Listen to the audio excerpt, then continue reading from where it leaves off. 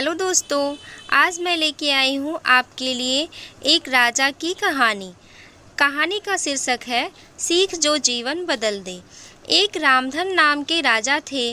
उनके जीवन में सभी सुख थे। राजकाज का काम भी ऐसो आराम से चल रहा था। राजा के नैतिक गुणों के कारण प्रजा भी बहुत प्रसन्न थी। लेकिन इतने सुखों के बाद भी राजा बहुत दुखी थे, क्योंकि उनकी कोई संतान नहीं थी। वर्षों के बाद राजा की यह मुराद भी पूरी हुई और उन्हें एक पुत्र की प्राप्ति हुई। कई दिनों तक जश्न मना, नागरिकों को भी राजमहल में दावत दी गई। राजा की इस खुशी में प्रजा भी झूम रही थी। समय बीतता जा रहा था। राजकुमार का नाम नंदन सिंह रखा गया। राजकुमार को बड़े ही लाड प्यार से रखा जाता था। अधिक लाड प्यार ने नंदन सिंह को बिगाड़ रखा था। बचपन में तो नंदन सिंह की बातें सभी को लुभाती थीं, लेकिन जैसे जैसे नंदन बड़े होते गए वो बहुत जिद्दी होते गए। उनके मन में अहंकार आ गया। वह चाहते थे कि प्रजा सदैव उनकी जय जयकार करे, उनकी प्रशंसा करे। आयु तो बहुत कम थी, लेकिन अहम कई गुना बढ़ गया।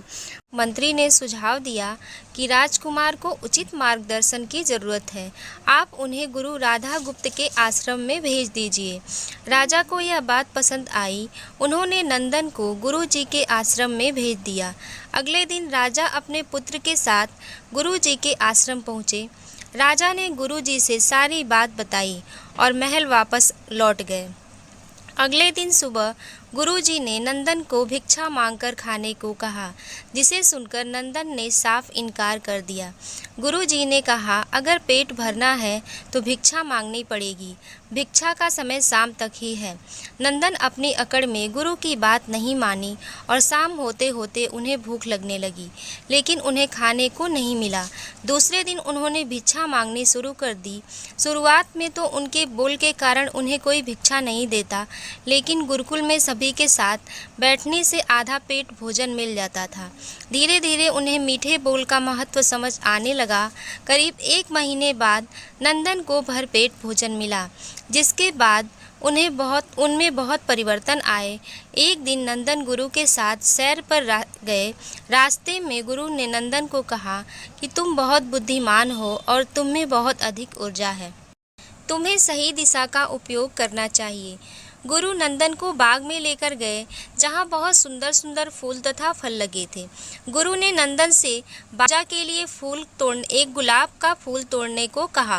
नंदन ने झट से एक गुलाब का फूल तोड़ा और गुरु के सामने रख दिया। फिर गुरु ने उन्हें नीम के पत्ते तोड़कर लाने को कहे। नंदन वह भी लाए। अब गुरु ने कहा कि गुलाब के फूल को सूंघो। उन्होंने सूंघा और उसकी बहुत तारीफ की। फिर गुरु ने नीम के पत्ते को खाने को कहा। जैसे ही नंदन ने नीम के पत्ते खाए, उनका मुंह कड़वा हो गया। उसने उसकी बहुत निंदा की और इधर उधर पानी ढूंढने लगा। नंदन की यह दशा देख गुरु मुस्कुरा रहे थे। पानी पीने के बाद नंदन को राहत मिली। नंदन ने गुरु से हंसने का कारण पूछा।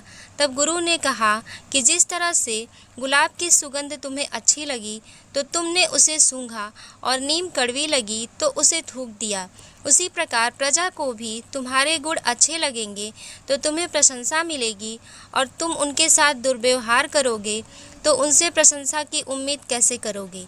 इस प्रकार जहाँ गुण होता है वहीं प्रशंसा होती है। नंदन को यह बात समझ आ गई और नंदन में बहुत सारे परिवर्तन आ गए और वह अपने महल वापस लौट गए। बाद में वह एक सफल राजा बने। दोस्तों, ये कहानी आपको कैसी लगी हमें कमेंट बॉक्स में कमेंट करके ज़रूर बताइएगा। धन्यवाद।